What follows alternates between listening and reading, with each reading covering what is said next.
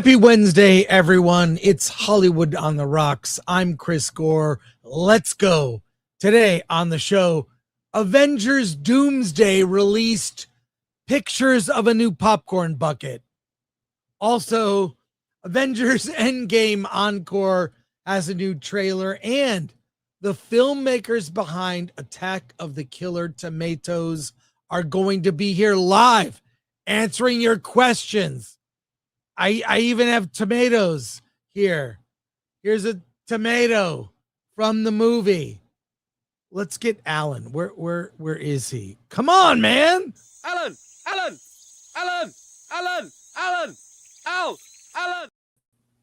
Yeah, Finally. I love popcorn bucket stories. Yeah, well, yes. So we'll do teaser trailer reactions and we'll do popcorn bucket Oh, we're stories. talking buckets. All right. I mean, look, nothing's gonna top the Dune part 2 popcorn bucket. It's not. It's just not. Mhm. That was a vibe, that popcorn bucket. Yeah. Yes, I know you have it. I have two. Yeah. Oddly. Speaking And of which, we're on the road to 169,000. That's true. And I sent Nerd Cookies. I had a third bucket. I sent it to Nerd Cookies. So there you go. Yeah. That's Well, what we got going. Oh yeah, I gave mine to Garrett, Quarterback Garrett. You had a backup one. Yeah. There you go. Hey, let's say hi to the people before we start. Let's go. All right, Andrew Cram gifted 5 Film Threat memberships. Thank you. Thank you. Wes reviews. Hey, everyone's so bummed about Dolly and Tim Curry Oh, God. needing some Film Threat live to cheer me up today. Yeah, it's weird. I just posted, hey, we lost 2 legends. Yeah. And, I feel fortunate we were able to be around when they were alive. They're so iconic, both of them. And I had people literally in my comments on X saying, do you know the depravity that both Dolly and Tim Curry? And I used to mute people. I'm just blocking. Oh, yeah. If you do one thing that pisses me off, I block. I don't care anymore. Well, Dolly will always be remembered for 2 things: her personality and her singing voice. Well, all I can say is, just to women out there, breasts are at half mast. Yeah. All over the country. My question is, how will they get the casket down? The lid completely on. We can't go down this road, Alan. Doc Possum, R.I.P. Pennywise and Frankenfurter. We shall not see his like again. Yeah. Curry was an original, yes. Darth Yeager, another popcorn bucket story. It must be August.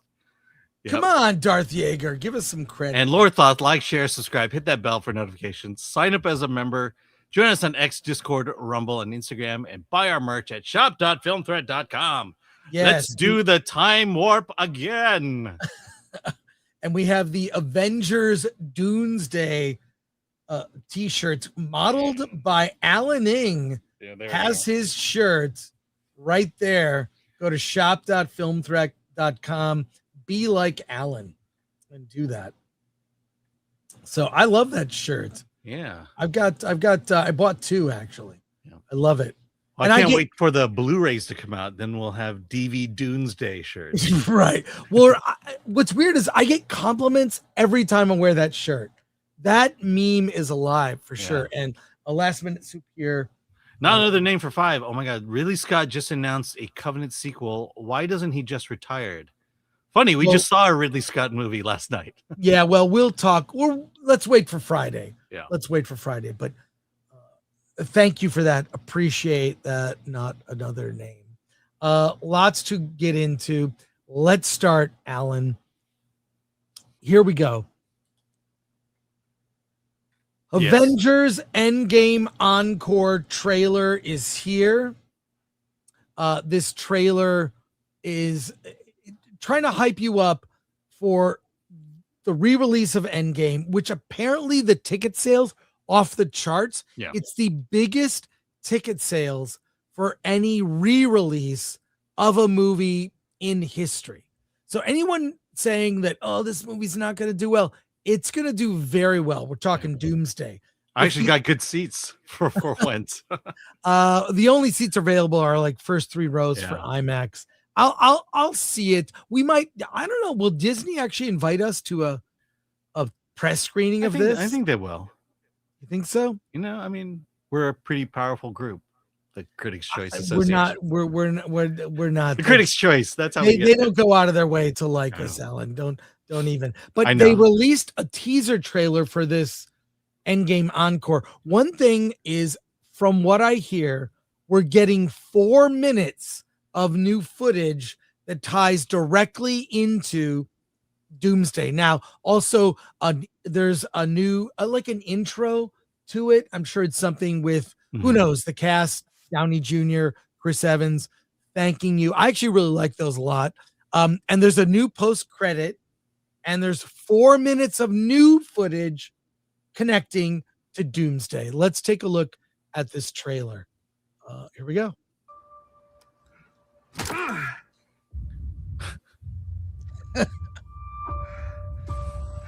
Hey, Cap, you read me?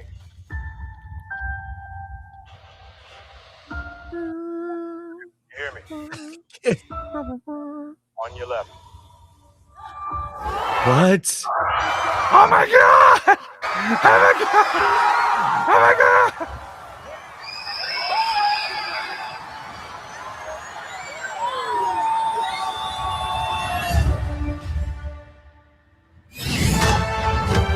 Avengers! Assemble.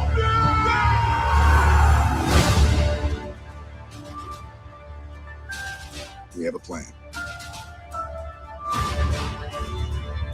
6 stones, 3 teams, 1 shot.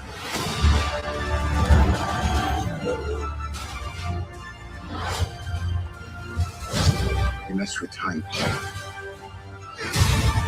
Time tends to mess back. Tony, this is a second chance.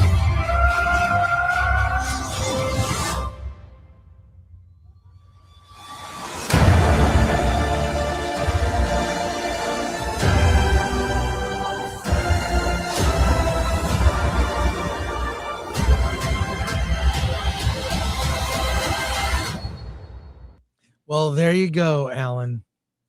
It's here. What did you think of the trailer? I mean, I think I've seen that before. Yeah, we've all seen the movie. Yeah. Now, I remember when we saw the movie. Yeah, we were at the Cinerama Dome. That's right. For the ArcLight. It was great, and then we went to a bar. We did a live stream from the bar. We did a live stream in this alleyway at a bar. We didn't know what we were doing on YouTube. We really didn't. We had no idea at the time, but it was sort of a, God, I wonder if we can dig that up. We should encore. We still have the board. Remember we ranked all the movies and that's right. We did a ranking. It's a little beat up, but I still have the board. Oh my God, we'll bring that out. Anyways, it's a nice trailer. It's a 90-second trailer for the thing. I mean, you'll get a look at Doomsday, so it'll be probably an extended trailer for Doomsday. It's fine. There's nothing coming out really substantial in September. Yeah. So September actually really needs this. I was listening to a kind of boring trade podcast, and they were talking about AMC. The AMC CEO was talking about how that at any given time, the seats in the theater are between 15 and 20% full. Yeah. That's it. Like the theaters on average, AMC theaters are 20% full. So 80% of the seats remain empty, except when things like Doom Part 3 or Avengers Doomsday come out, then it's packed out. And now it's becoming, I just got Doom Part 3 tickets. That was last week. And people are like scalping them online. Scalping their Dune Part 3 and Doomsday tickets. It's kind of out of control. I mean, that's a good thing, but it's really about inventory. It's now become like concert tickets. So there you go. Yeah, I remember when I was a kid, you could draw a 10-mile radius around my house, and I believe it was 25 screens that were available to me. Wow. Well, I've been fortunate where I've always lived walking distance to a movie theater. Growing up in Royal Oak, I was on the sort of cusp of Berkeley, and there was the Berkeley Theater, which was the second run theater that showed like Jaws played for 6 months, Star Wars played for a year. I would just walk and go see a movie, and it was $1. It was great. Yeah, So I felt there was very a lucky. theater. I could walk to my theater. It was a single screen, and that they changed movies every other week. Yeah, I walked and rode my bike, and I was a little kid. Yeah. And I just Gen X were feral. We were just Oh my god. If my parents knew what I was doing when they were at home, I mean, I rode my bike everywhere, and I could have been killed.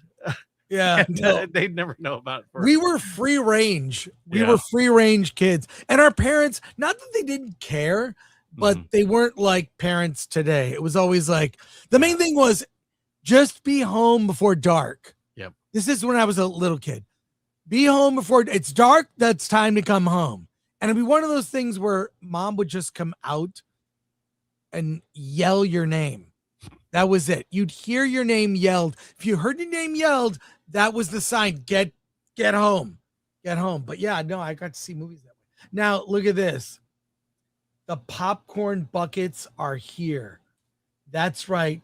Doomsday popcorn buckets, and they're already selling them. Regal just showed off the popcorn buckets here. Let me make that bigger here so you like it bigger. Oh my god, Yeah. do we really Let's turn need the that music off? Yeah, turn the music off. I'm gonna mute that music. But check this out. It's the Infinity Gauntlet that lights up. You've got all the stones. You've got the gauntlet there. I don't know where the popcorn goes. I know. Well, I was going to say that it would be a shame to put the popcorn in goes that. where the jewels are. Yeah, it would be a shame to put popcorn in that. Yeah. Yeah. So does anyone actually put popcorn in these buckets? I know. Well, you know what they do? They give it to you in the plastic bag, and then they give you a tub of popcorn. Okay, so there you go. That's Infinity. See it at Regal. They're also showing off. This is the Endgame helmet. Look at that. Okay. I love you 3000. Does it project that? Looks like I love it. you 3000. Honestly, I always thought that was kind of dumb. Yeah. I love you 3000. Okay, yeah. It goes in his head. Okay. Yeah. You know what? The theater down my street only has one Infinity Vision screen. What is an Infinity Vision screen? What is that even? I don't know, but it's weirdly enough, it's the IMAX screen.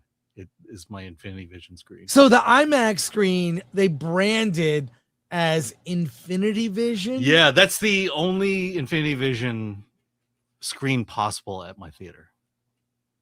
Huh.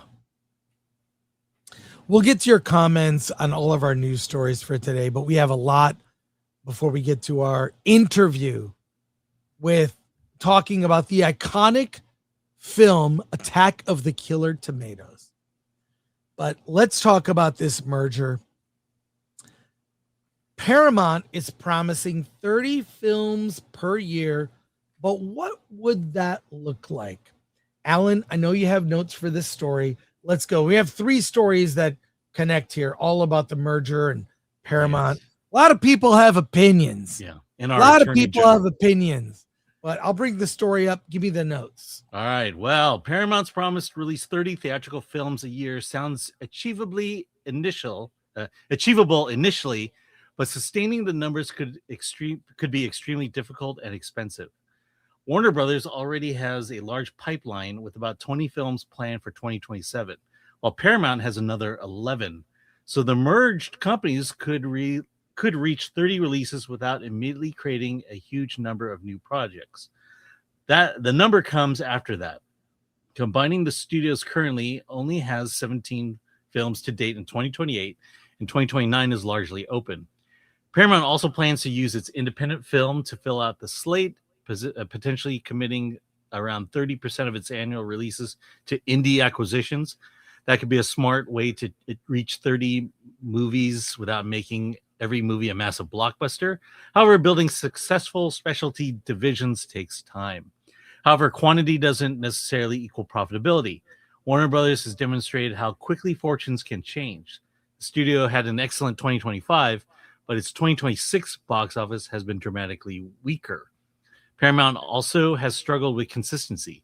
That raises the question of what happens when the combined company has a bad year.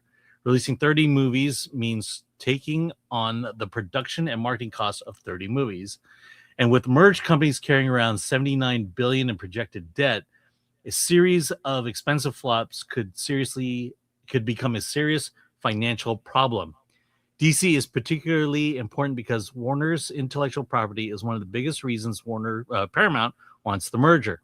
Superman demonstrated the potential of a new DC strategy, but Supergirl showed how quickly a major franchise can stumble.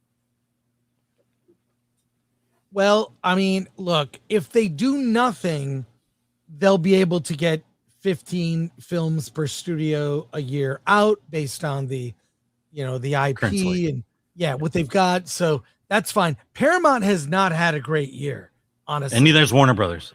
Yeah. This has been really an off year for WB. Frankly, Supergirl tanked. I mean, compared to last year, like with Sinners and One Battle After Another. Well, no. It was 8 movies in a row that earned over 40 million opening weekend. Right. So WB was on a roll. They've stumbled.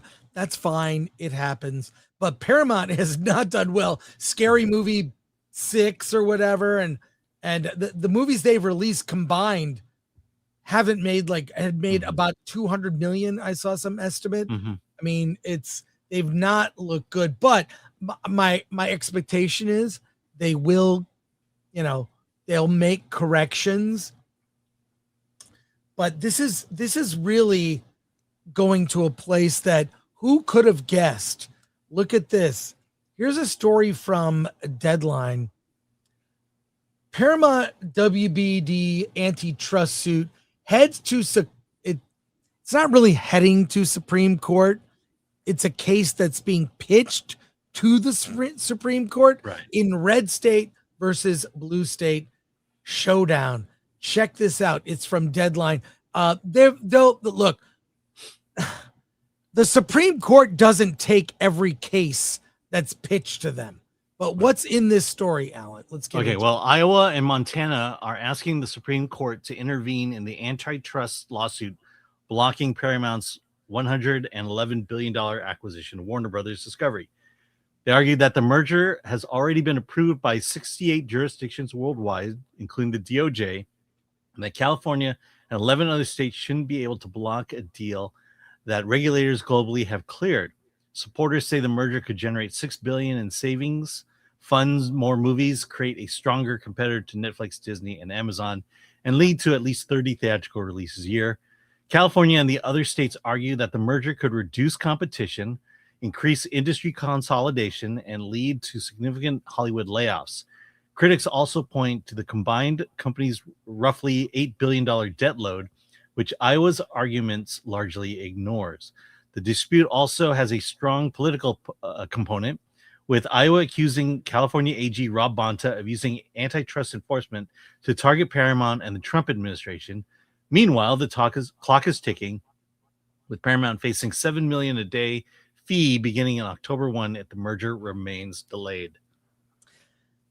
Yeah, I mean, this is a thing where everyone has an opinion. It's created a civil war in Hollywood now, and people taking sides.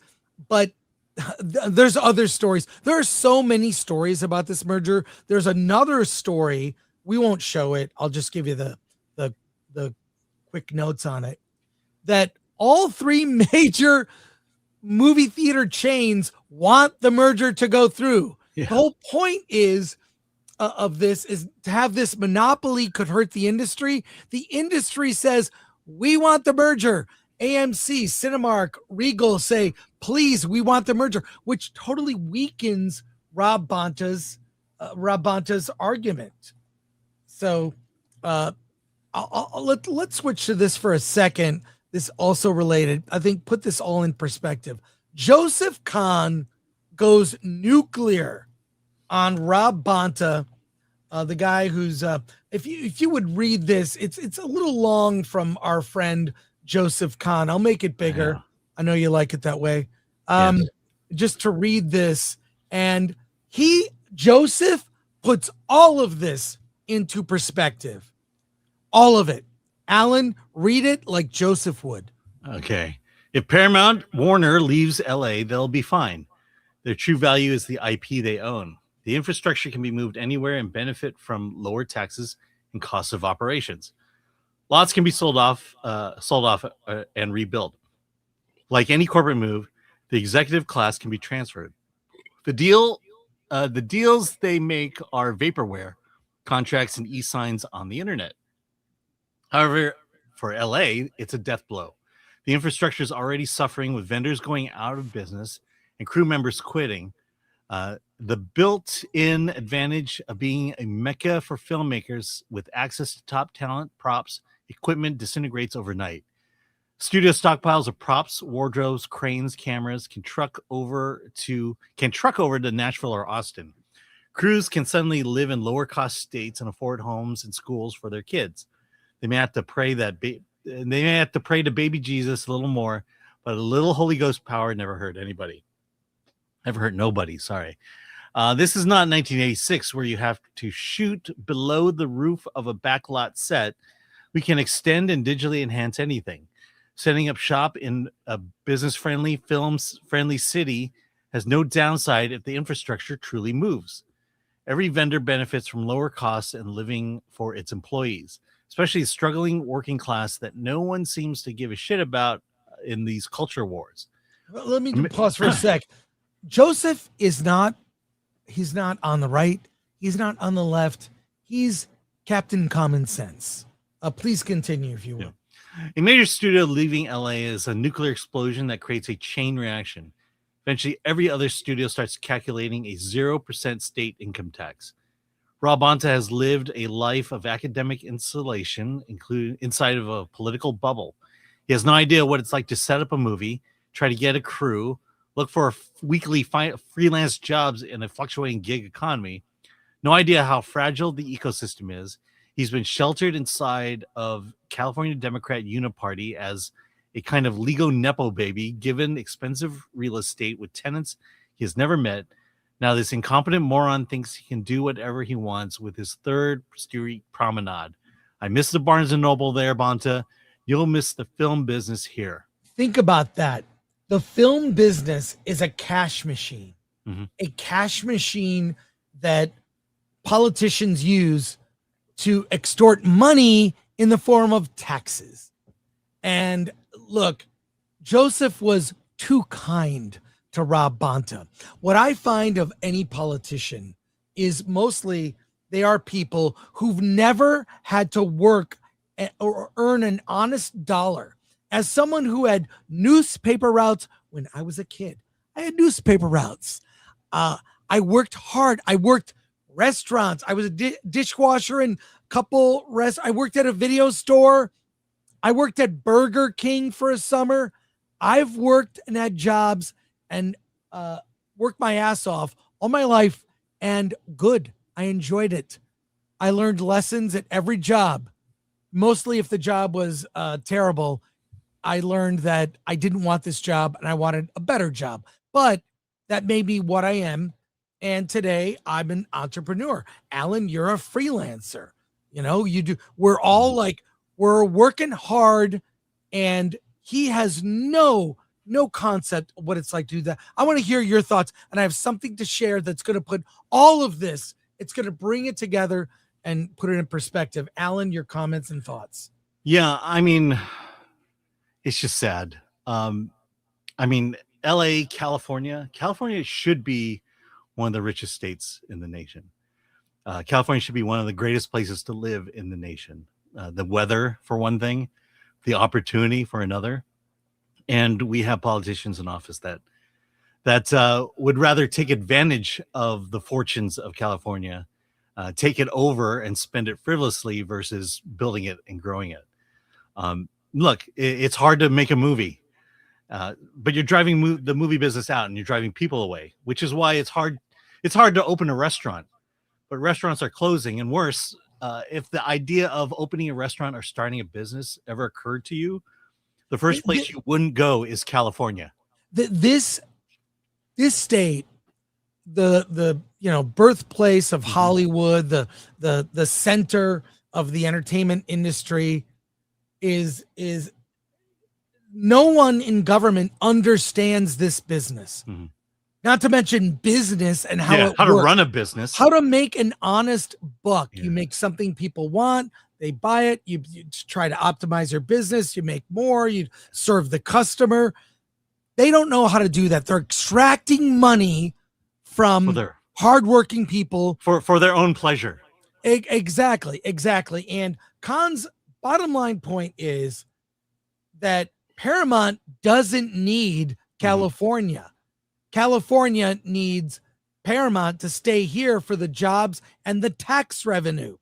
I'm going to bring it all together. Yeah. Hey, can I share an article before you? Because this sure, go ahead and share your article. But this is from someone's tweet, someone's timeline. But the Wrap says exclusive. California AG Rob Bonta says he's ready to resume settlement talks with Paramount over the proposed merger, but only after the company stops leaking and misrepresenting details of the negotiations. Please stop lying and I'll come back to you. Let's talk about this negotiation for a sec. I want to show you a clip from a movie, a classic film from Paramount, where there's a character in this who's a politician who ironically looks just like Rob Bonta. Let's watch this. We may have to clip it out of the live stream, but take a look at this scene from a classic. That guy kind of looks like Rob Bonta. Kind of. All right, let's keep going. White, let's keep going. That movie. It's Godfather 2. Love that film. I don't know. Is Rob Bonta going to wake up with a dead hooker and somebody's got to help him out? I don't know. If you know that movie, you know where it goes. You know where it goes. I think the point is Rob Bonta thinks he has the leverage. And the point is that Paramount has the leverage. Right. In fact, I think they're being very calm about all this, and we're going to see how things play out. Yeah. We've got some more news stories here. Before we get to those, Alan, let's do some comments because I see a lot. Let's start with Soups here. Yes. Well, from Hidden Films. 440 Joules, Uncle Alert. 499 from Ost. Endgame Encore is proof that Doomsday will suck because they can't come up with a good story without adding new scenes to a movie that was complete. Yep. Indie Like Stuff Channel 10 Joules, Gold Coin, bling. One Punch Fan for 3. Good 2 week of interview. First film threat, Bruce Campbell. Then earlier on Latino slant, Lou Diamond Phillips interview. Yeah, great. But Lou Diamond Phillips is not Latino. True. He's Filipino. I don't understand that one. Okay. Yeah. There you go. All right. That's it? No, keep going. Okay. Gamer Gramps for 5. Nothing like the theater with your buddies and your mom's homemade moonshine to watch Ice Pirates. Oh, that was the best. Going to theaters and sneaking in. To say, but your mom's better than mine. For 499. You are truly famous when King Charles has the Royal Guard play 9 to 5 on the Buckingham Palace after you pass away. R.I.P. Dolly. Oh yeah. Indie Shade for 5. Shelley Fabre died on 8/21. She did the Donna Reed. 8/22. Yeah. She did the Donna Reed show, Coach, and Elvis movie. I remember she was an early crush on my part. Gamer Gramps for 10. James Gunn is Marvel Mole. He totally tanks DC, fire the best actor to date, kill the favored character's reputation, and he's going back to Marvel. Going bad to Marvel. I don't know about that. I know. No, he's poison. John Thomas for 5. Chris, Patricia Heaton was on a channel Andrew Gold on a channel. Andrew Gold talked about Hollywood is dying and why. It was pretty good, a lot like Justine Bateman. Yeah, we like Justine. And we like Patricia. I'll look into that. Andrew Gold. Thank you.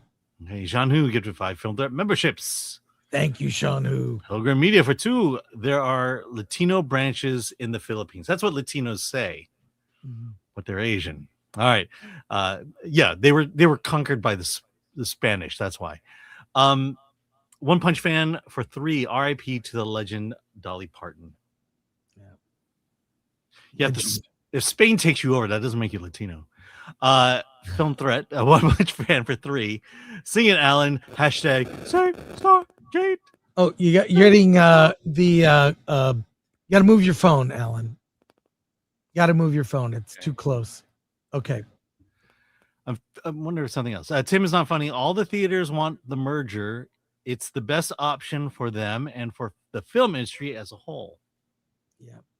Marco CCS. Common sense is considered far right nowadays. Yes. Yeah. It's weird. It's a right-wing philosophy. Common sense. We've got a few more news stories that we'll get to. Let's talk about this. Andrew Garfield wanted a bisexual Spider-Man. I saw the story, could not believe it. It's actually true, and it's from a 2013 interview. Let's bring this up, Alan, and if you would read it, the crux of it is in this post on X. Check it out. Oh, okay. Oh, here we go. Yeah. Just read that. Okay. Okay. Here, let me. Okay, here we go.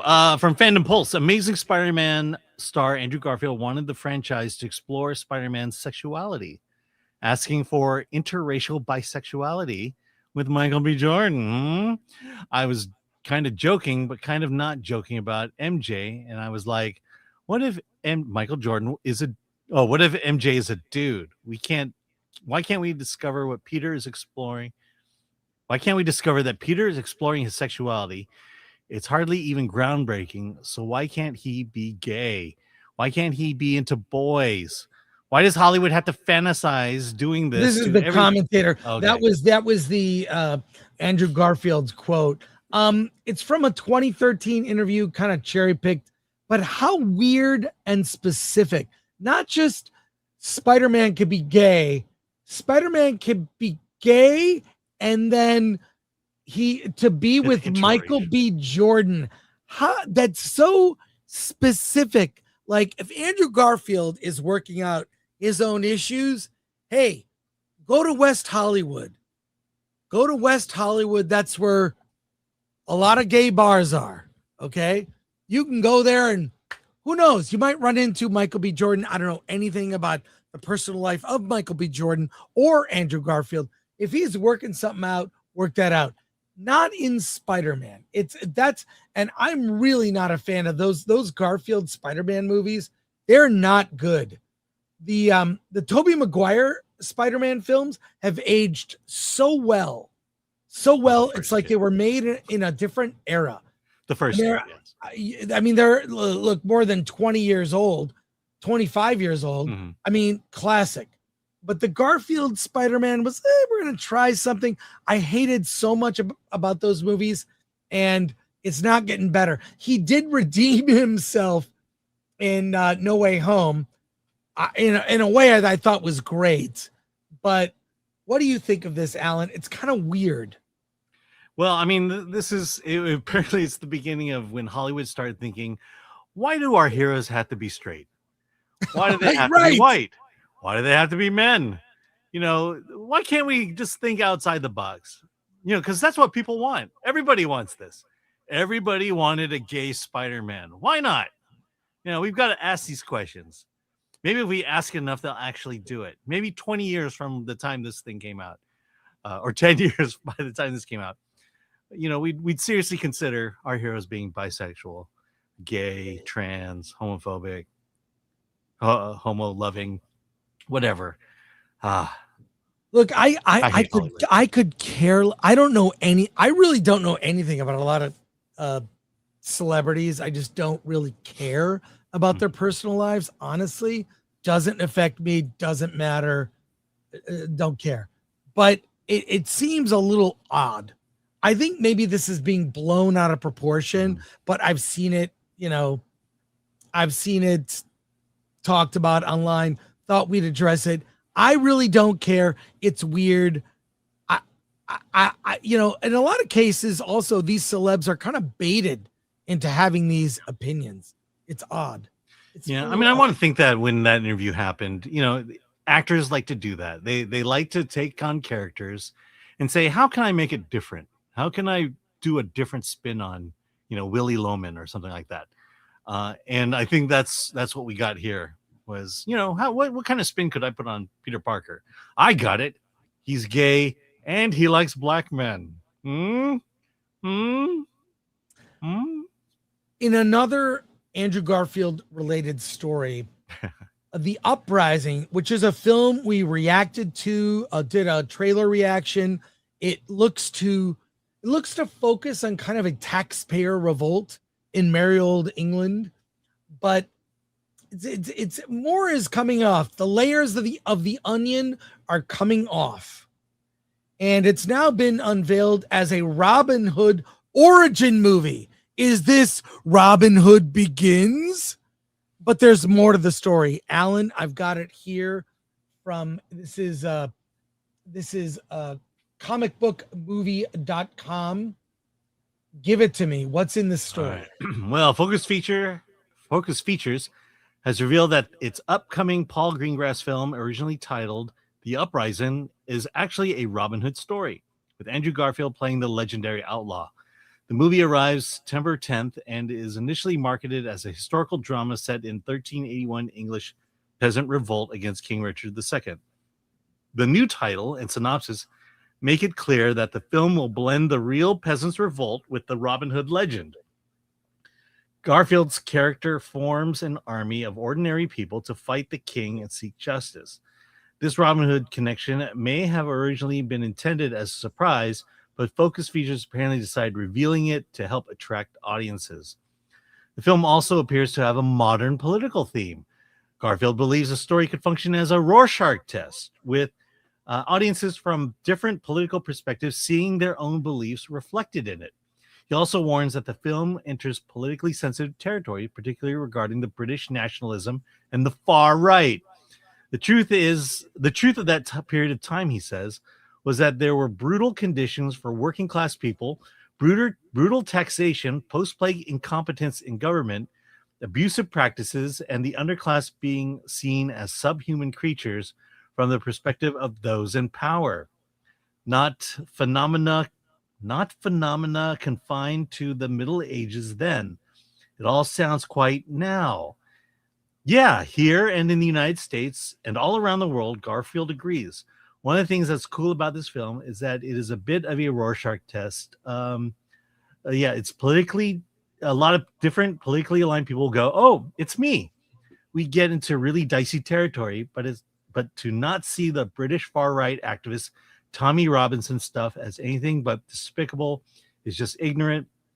But I'm sure a bunch of people will look at this film and go, England first, what about us? It will be very interesting in that regard. Okay, well, so already this movie it's going to be a Rorschach test. Yeah. I saw it as a taxpayer revolt in California. Now, if it's not super specific, you can read into it anything you want. It'll be a Rorschach test for you. What do you see in it? I saw taxpayer revolt, which is, if you watch the trailer, it begins with a taxpayer revolt of citizens.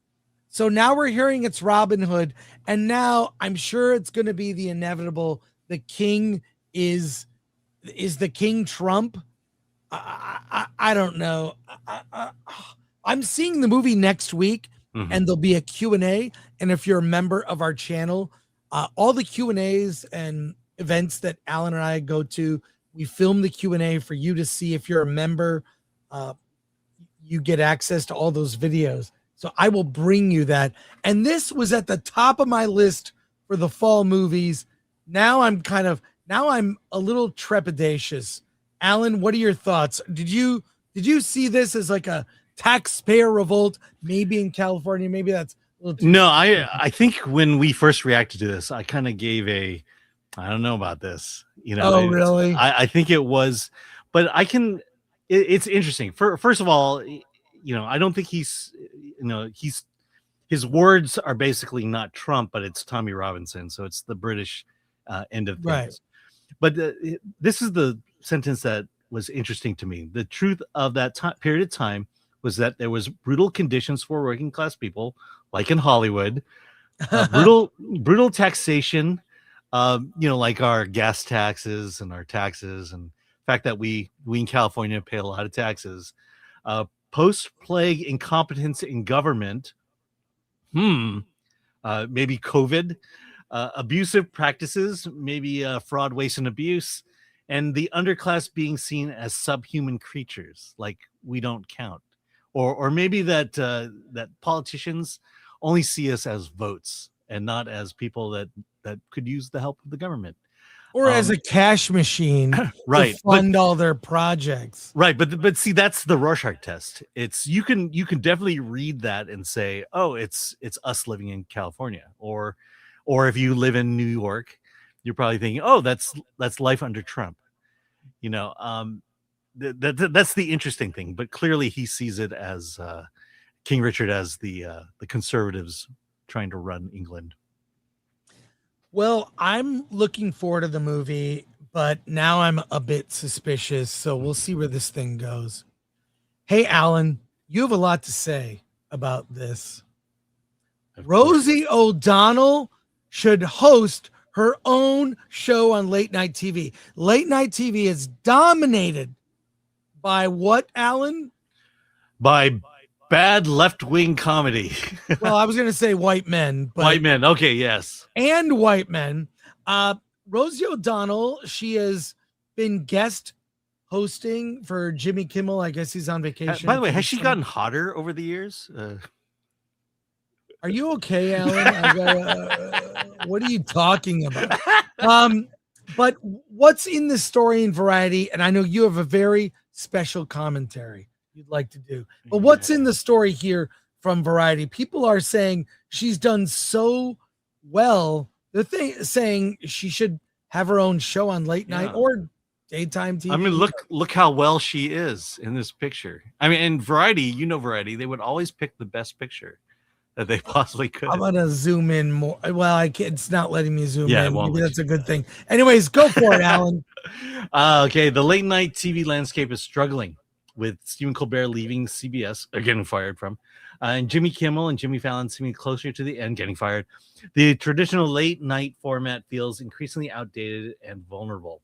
The article argues that Rosie O'Donnell unexpectedly demonstrated that she could be exactly the kind of personality the genre needs. O'Donnell recently filled in for Jimmy Kimmel for 4 nights and reportedly energized the show. While she attacked President Trump, her appeal went beyond political jokes.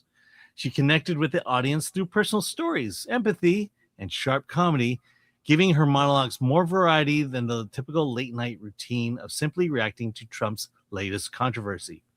Her biggest advantage is that she already knows how to host a talk show. O'Donnell became a major TV personality in the 1990s and understands the traditional rhythms of broadcast television. During her stint on Kimmel, she just demonstrated a particular strength in interviews, drawing out funny and engaging moments from guests rather than making the conversation about herself. Hiring O'Donnell would be significant because women have historically had limited opportunities in flagship late-night slots. Recent female hosts included Taylor Tomlinson, who didn't really host a talk show. Lily Singh faced challenges for her low-profile time slots and limited name recognition. O'Donnell would arrive with an established audience, strong personality, and ability to generate headlines. Well, Alan, I know you have a lot of thoughts about this. So I really, we talked before the show and you had very strong opinions. Everyone wants to hear what those are. I'll take a quick break and let's feature you and you're going to leave. Okay. Alan's Corner.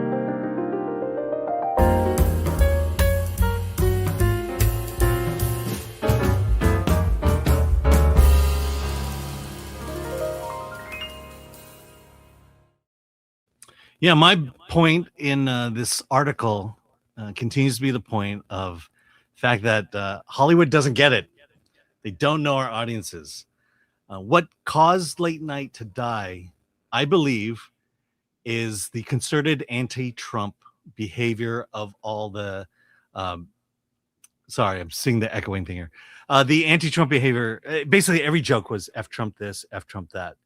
And to say that Rosie O'Donnell is going to be different, that Rosie O'Donnell is going to say something different, the only reason they're talking about this is because she's a woman, and a woman has never been in this position.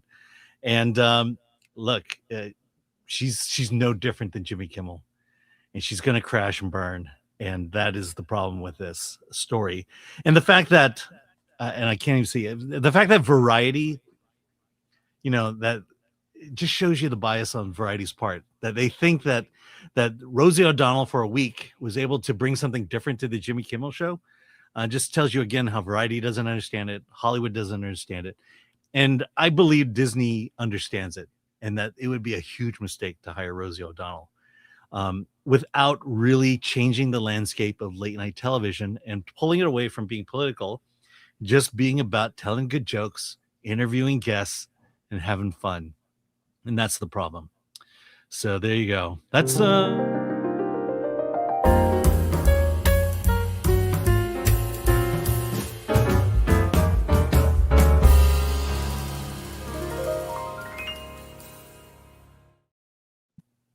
I love Alan's Corner. yeah. That I could was hear your great. stream end, so I knew I could wrap things up. Yeah, exactly. Now, you know what? She should just start a podcast. That's what everyone does. Did she have a podcast? Oh, I'm sure she did. She had a daytime show. Yeah. She had a podcast. No, but it was like for Variety to put this article out, it just shows that they don't get it. They, why create a show just for half of America? Because that's what they're doing now. Well, that's why all late night is dying. Let's get to we're going to get to your comments. Then we have very special guests joining us to talk Attack of the Killer Tomatoes. I can't wait. Let's go to your comments first before we get to that. Jose Taco for 199. Filipinos are the Asian Mexicans, so Lou. Thank you for that. They're Asian. Pilgrim Media for 2. Rose appears to have Oco en la cabeza wig flip. Thanks. I probably said that wrong. Sam Smooth. London Stan is already fallen. UK has been invaded by Islamic barbarians. That's what they. Yes, I see things on social media that are concerning. Okay, Cythurial. They can't just tell a story anymore. They have to fill it with their politics. Yeah. Toxic Dust. Robin Hood is Antifa. Boy, our comments have taken a turn. Yes, the comments are on fire, and they're going to be on fire next month, middle of September. We're getting the producer and Alan. It's already, I can't believe you didn't comment on this. It's Run, Hide, Fight, Infidel. We're getting the producer and the director, a writer-director of the movie on the show. They'll be here live. Producer Dallas Sonier and writer-director Kyle Rankin are going to be here. So no Jonathan Majors. No, we'll ask. I'll ask. Yeah, Let's get not? Jonathan Majors on the show. Love that. But we're waiting for one other guest to join, but we should just start. We have more comments? No. Yeah. We have another news story we could do. I don't know if Is this will make it a quick one? It's a quick one. Let's talk about it. So we'll get to our interview in just a moment. But let's see. One last news story here. And just be patient as I reset the table here. Let's go. You ready, Alan? Yes. Ryan Gosling is a force in Project Hail Mary, in the upcoming Star Wars Starfighter, And guess what? Ryan Gosling is going to produce the Flintstones live action movie at Warner Brothers. What? We've got, this is from The Wrap. Well, they need 15 movies a year. So Yeah. So I remember the last one with Yeah. John Goodman. If you've seen John Goodman lately, he has lost so much weight. He does not, it does. I don't know. I don't know if I like I believe he got older too. Yes, it's true. But he's going to produce it. What are the details in this story from The Wrap? All right. Well, Warner Brothers Pictures is developing a new live action Flintstones movie with Ryan Gosling and producer Jesse Henderson attached to produce through their open invite banner. The project is currently looking for writers, and plot details remain largely secret. The biggest reveal is that the movie reportedly focuses on Bam Bam Rubble, the young son of Fred and Wilma's neighbors Barney and Betty Rubble. That could mean the film takes a different approach from the original 1960 Hanna-Barbera cartoon, which centered on Fred, Wilma, and Pebbles and their Stone Age life in Bedrock. That's it. That's it? That was it. Look, I think that Ryan Gosling is movie gold. However, I saw a leaked the teaser that was shown at D23 of Star Wars Starfighter. Mm-hmm. I saw it. It was under a minute. It looked so generic. It was like Temu Star Wars. It looked like Ryan Gosling was playing Star Wars and we were just along for the ride. I was super unimpressed. And it was all these cliches. You mean the Starfighter, the fastest Starfighter in the galaxy? They're these AI might as well just write all the Star Wars movies now. Well, in the teaser, yeah. Who needs screenwriters at this point? It's ridiculous. I mean, you did see a teaser. I mean, but this, he's going to produce it. What is it going to be? Is he going to be Barney? Who does he play? Mr. Slate? Who knows? I just, this is weird. It's wild. I don't know how I feel about it. What do you think? What do I think? Okay, so we got Last Starfighter. Then we got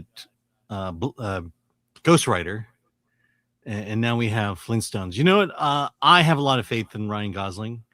I think he's making good choices. I think he's got a good attitude, got a good head on his shoulders. But what I'd really like to see Ryan Gosling do is make one really good movie, then reset, then make another really good movie, and reset, then make another really good movie, as opposed to committing yourself to 3 movies all at one time. That's my only concern here, is that maybe he's stretching himself too thin, and maybe do what Tom Cruise does. Just make one movie and make it great, and then make another movie and make it great. I'm hearing too many movies. I'm hearing too many pitches from Ryan Gosling. I love your common sense, Alan. Yeah.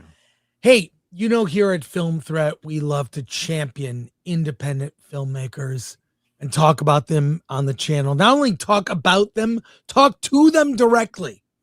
And we have the original screenwriter here for Attack of the Killer Tomatoes and the director of the new Attack of the Killer Tomatoes, the newest one in the franchise. Let's talk to both of them right here on the show.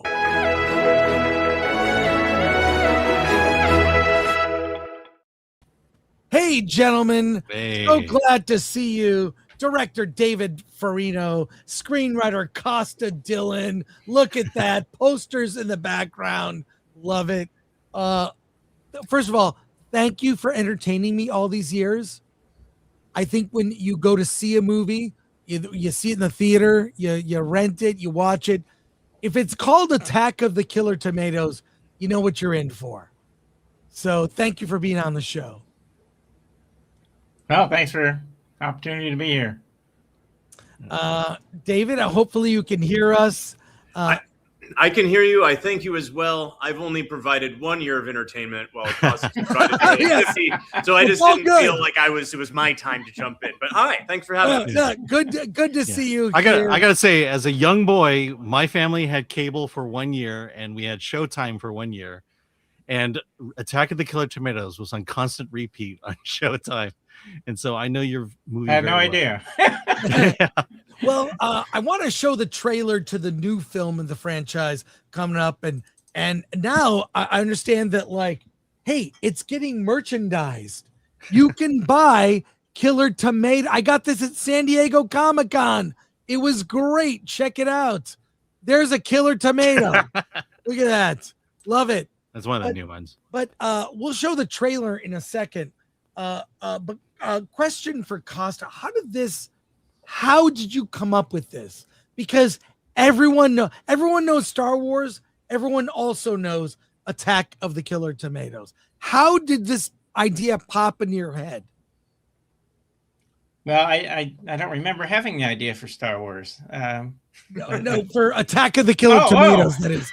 Oh, sorry. Yeah. Yeah, well, it wasn't having any luck writing books. You know, I'd come up with Boysenberry Finn, found out that it had already been taken, and I'd done Jerry Potter, Larry Potter. I was that close before I gave up on that one. And then I said, oh, let's write a movie. So the idea was originally that, you know, back in my youth days, which was in the 20th century, the Saturday afternoons were on television were the dead zone, where they played Tarzan movies and old science fiction films and cheap Japanese monster movies. And I just, we were already making films with my partners, Steve Peace and John DeBello, just little Super 8 movies. And I thought, you know, why don't we make fun of these Japanese monster movies and have something that's so pointlessly harmless for people to be afraid of that it would be ridiculous as a parody? And that was Tomatoes. And what I meant to say is that, you know, as iconic as Star Wars is, everyone knows Star Wars. Everyone knows Attack of the Killer Tomatoes. It's iconic, and not just to San Diego residents where the movie was shot, but also, you know, famously George Clooney is in the first film. Second and before film. we get second film, okay, how did you get Clooney in that movie? We hired him. That was it. He was nobody. He was looking for work. He auditioned and we hired him. You know, what can I tell you? Yeah. So, well, there you go. David, how did you get involved with the franchise? And momentarily we will show you the trailer for the new film. How did you get involved? I just want to say, stepping back in film history a little bit, I don't think he would have ever been hired on ER, Clooney, if it hadn't been for Tomatoes. I think Yes. They saw it and were like, he's our guy. He's our guy. So what was your question? I'm sorry. How did you get involved with this, and what do you feel about the responsibility with this franchise? Well, I'll go to the responsibility second, but I'm glad you're bringing this up because I'm going to actually throw it back to you for a moment. My first film was a small movie called Wardcliff that Film Threat gave. Alan, you wrote the review, very kind review. We use your pull quotes in our trailer. So it meant the world to me. For what really movie was small. it again? I'm sorry. It's called Wardcliff, with starring Joel McKinnon Miller from Brooklyn Nine-Nine and The Staircase, and he's a great old character actor. But anyway, it meant the world to me. So that was my first film, and you guys were kind of subtle champions. So that was my first film. The line producer of this film, he and the producer, I think he's a producer, Roger M. Mayer. He was the producer of my first film, Wardcliff, and he said, you know, I think they're looking for a director on this. He was already attached to produce Attack of the Killer Tomatoes, Organic Intelligence, and he put my name in the ring, and I guess Costa and Steve were willing to put up with me. That's great. Now, how are you taking the franchise further? I mean, how many films? I'm sorry to say, I'm not an expert. How many Killer Tomatoes movies are there now? What are we up 1, 2, 3, to? 4, 5. 5. So when you're getting to the 5th film in the franchise, what do you? I could be wrong. Are there more digital effects in this movie than in the first few? Like, you're utilizing today's technology. Yes, yeah. There are all forms of tomato renderings, including the practical effects, CG, puppets. There is also, I'm sorry to say, a tiny bit of AI tomato peppered in. However, I think our feeling about that was that because this is about organic intelligence versus artificial intelligence, there is some meta understanding that to have a little bit of that peppered in the film is actually somewhat important, and I think it also kind of speaks to the stew that we're living in. Yeah. Is there sheet music in the movie?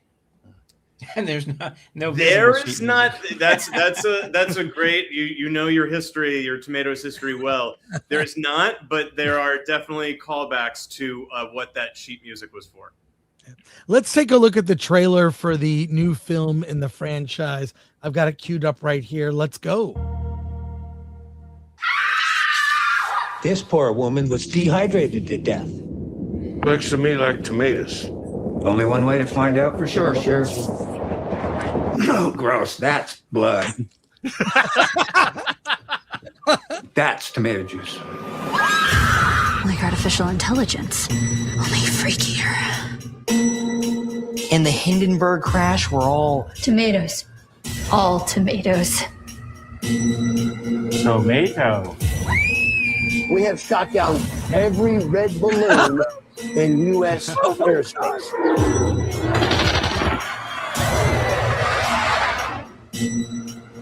Slice, dice. Artificial intelligence has met its match. Sorry I'm late. I forgot my phone.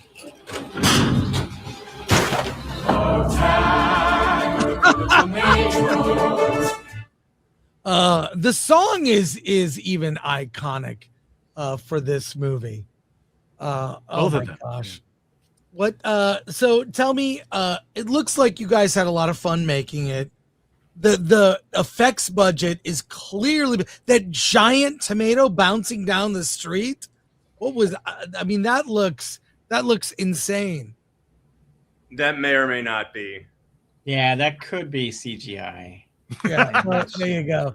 Well, you know, Spielberg uses it. That's But, right. That's right.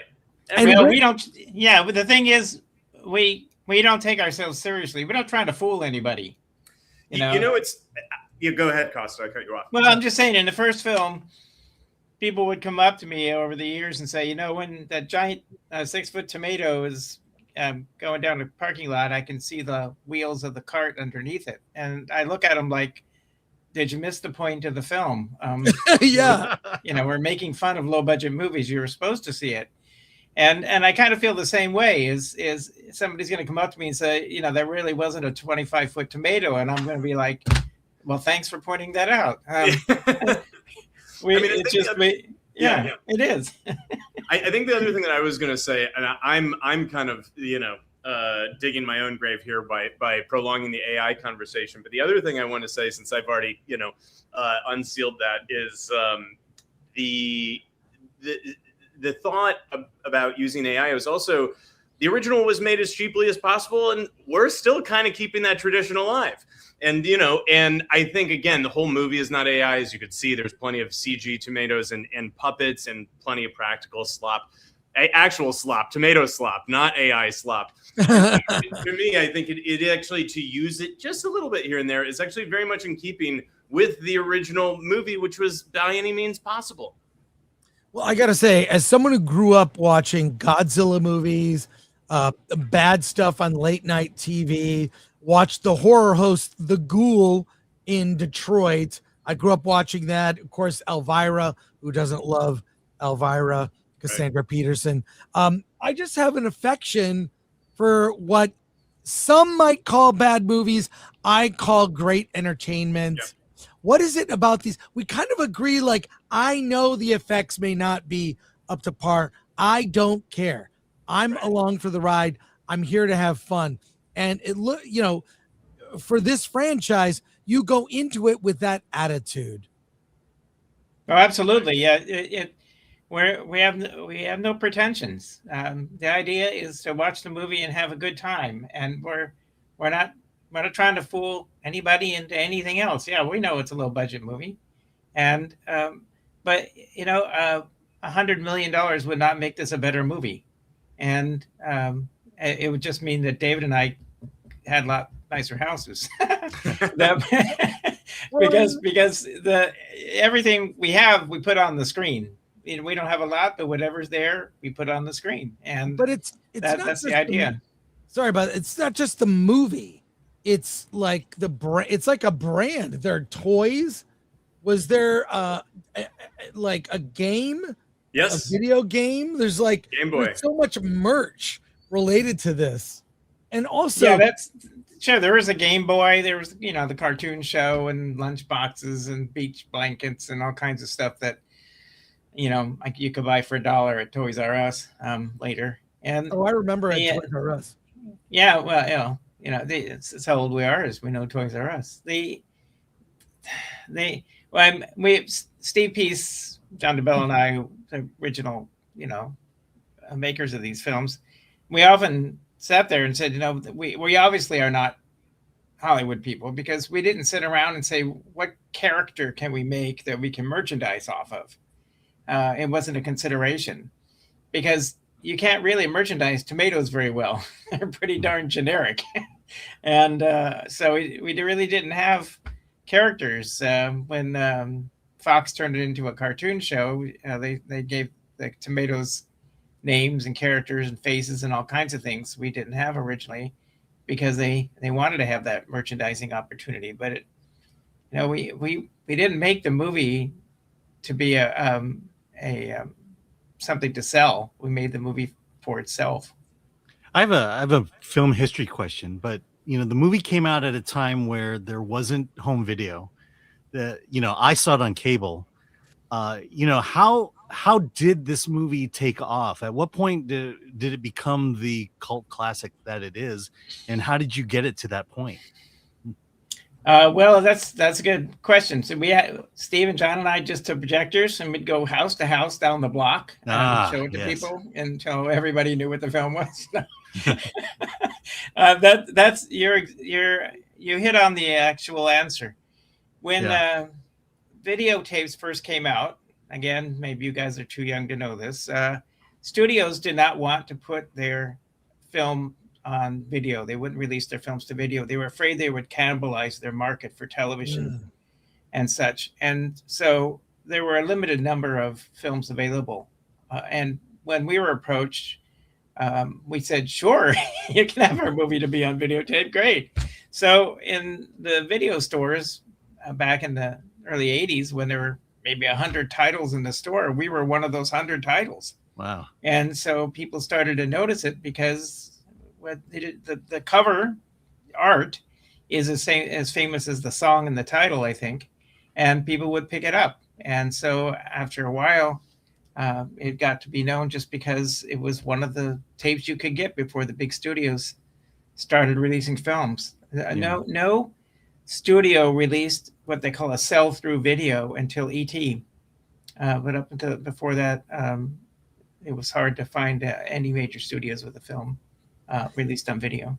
Well, that image in your background, Costa, with the tomato with the teeth, that is iconic. It's iconic. That's like it's amazing. We've got almost 2,000 people watching live. We have a lot of questions from our audience chat, so let's go through those. Alan, if you would read these. Yes. Dark Hero fan for 2. I hope no tomatoes were hurt during the production.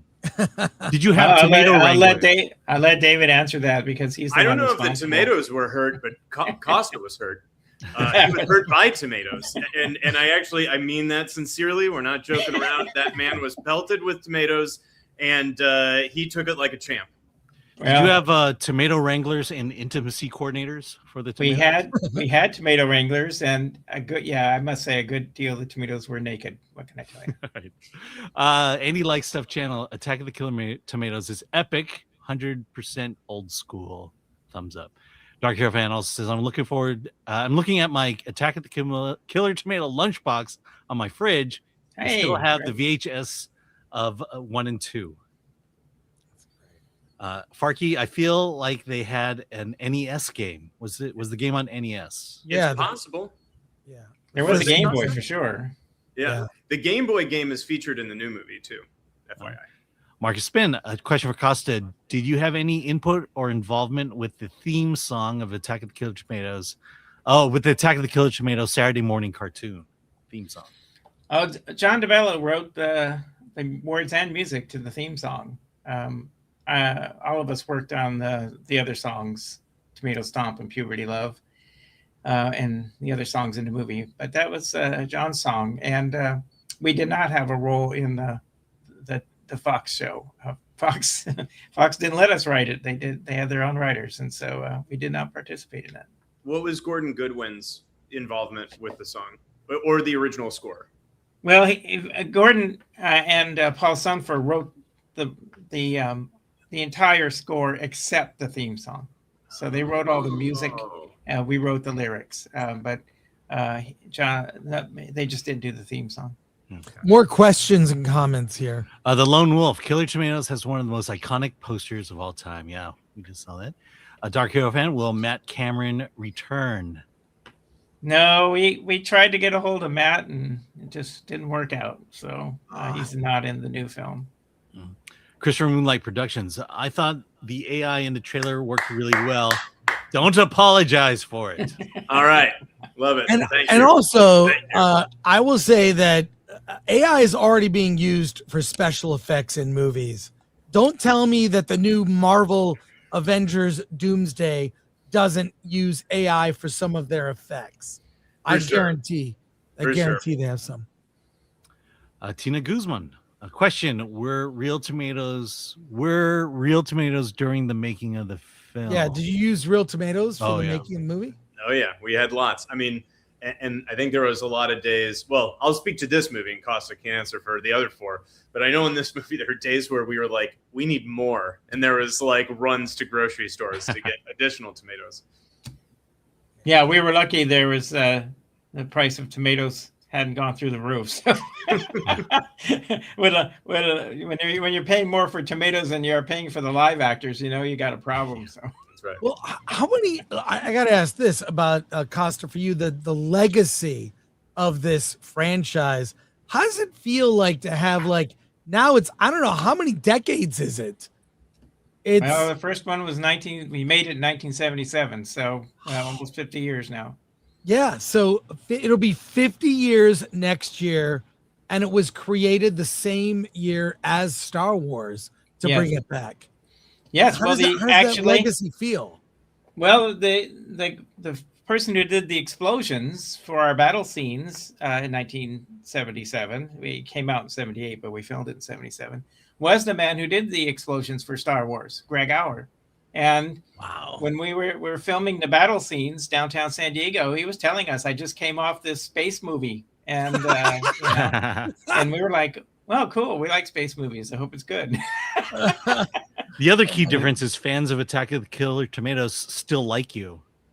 Yes. and they're just they're real cool people. Yeah. And have you ever thought about going meta? And so many series do it, like Scream, they go a little meta behind the scenes, or we're gonna do the first one but do a special edition and change it. It's weird when fandoms last on a long enough timeline. At a certain point the fans kind of strike back. I haven't heard any negativity at all about this franchise, even though it's as old as Star Wars. There is actually a quote director's cut unquote released by Disney back in the 90s, for which we filmed additional scenes and phony epilogues and so forth. It was only available on tape. It never came out on DVD, but that's a real oddity if anybody can find it anywhere. So we did at least one phony director's cut thing. I mean, the other thing too, to Costa's credit, is that it's even with my involvement's a little strange, because I'm the first one who's had a crack at directing one of these that wasn't John DeBello, who worked on the others. But because Steve and Costa have been involved in every single one, including this one, I think their identity is still very much in it. and so it was always kind of a family affair, right? And because of that, the product doesn't get diluted, the voice doesn't get diluted. Whereas, before you're talking about Flintstones and Gosling, I also heard Gosling is trying to produce a new Killer Clowns from Outer Space, believe it or not. Is that true? There was an article last year around the time that we were actually started to shoot this, and I think what are those, the brothers? I'm trying to remember their name that made Killer Clowns, but I don't know how heavily they're going to be involved in. But I think that's the risk, is like IP falls in somebody else's hands, and then it changes shape, and so Costa and Steve have really protected their legacy, I'd say. Yeah. One last question from our audience here from Razorburn. Yes, question of the guest. Did you make the phone call to George Clooney? Yeah, how did you let George Clooney know he got the part? No, I don't think I called him. I think John probably called him. Well, it's the business of and David knows this well. Actors need work, and they audition, and sometimes people disparagingly will say, "Oh, it's George Clooney's worst movie," which these are people who have never seen Batman, but it's really offensive, because we don't like to think it's something he should be embarrassed by. It helped launch his career. Every film you make is a step to the next film you make. He did a great job, and I think that's what helped him along the way. It's nothing to be ashamed or embarrassed about. And he auditioned for it. He gave it everything he had, as do the actors in this film. Every actor in this movie, and I credit David for helping the actors reach their potential, give it their all. We know it's a silly movie. We're not fooling ourselves, and every actor in it knows it's a silly movie, but they don't act like it's a silly movie, and that's what sells it. The reality is George probably called you hoping you remembered who he was. Apocalypse Set Diem, were other vegetables considered for the lead? Is there a carrot crossover in the works? Yes. What other vegetables may have been in contention? Well, in retrospect, I've always been sorry I picked tomatoes, because they were so hard to make. Attack of the Killer Celery would have been so much simpler. Yeah. But the carrots make an appearance in almost every film. They certainly do in 1, 2, and 5, and so absolutely, the carrots are in there. One last important question: when is it coming out? How can people see it? For Organic Intelligence, the newest film in the franchise. I'll let David speak to that there. Yeah. This is what happens when you work in indie film. You're like, I probably should know. It has been rolling out in a limited theatrical run. I don't actually know if some of those screenings are still available. It was Chicago, New York, LA. I think there were some scattered other cities. There's still some coming up in September. Yeah. There you go. I know there's one in Long Beach in September. So check your local listings. And then I believe our streaming release begins October 6th is the last date I heard. Here you go. I found it for you. KillerTomatoes.com has the trailer, all the cities you can find a theater. There's links to merch. Look at this. Chris, here you go. Find a theater. There it is. KillerTomatoes.com has all the info, and it is rolling out theatrically in Dallas, Houston, Milwaukee, Allentown, Pennsylvania, San Diego, of course, Los Angeles. So go to KillerTomatoes.com. There's a fan club, a podcast. Wait, you guys have your own podcast? Look at this. That's Costa's baby. Costa's podcast. Look at this. I love it. This is great. So go to Thank you for being 2 steps ahead of us there with the press. I'm a little prepared. I'm kind of prepared. Prepared. David, Costa, thank you so much for joining us on the show. Congrats. I wish you much success.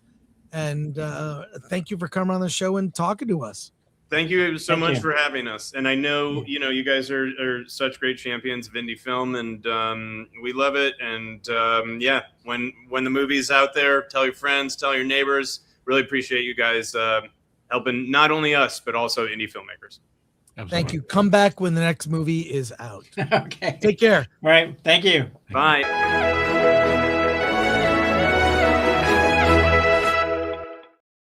That was great. That was That so was. much fun. Ah, I love it. I love it. I like. finally, funny people. We brought Yes, funnier than Rosie O'Donnell. Apparently, Exactly. that's what the people are saying in the chat. Some last minute comments as we wrap up.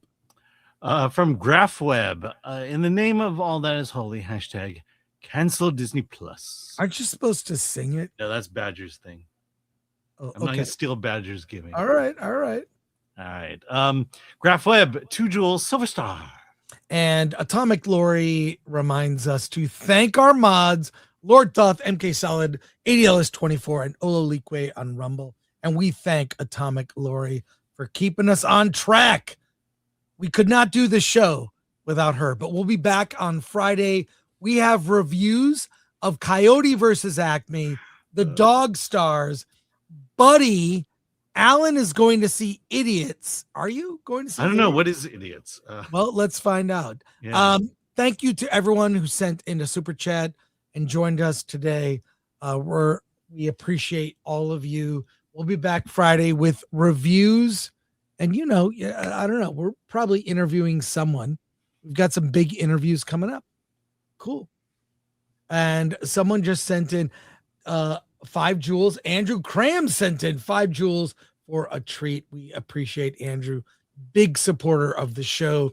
Alan, we have movies to go see. What do you have to say? Let's get out of here. All right.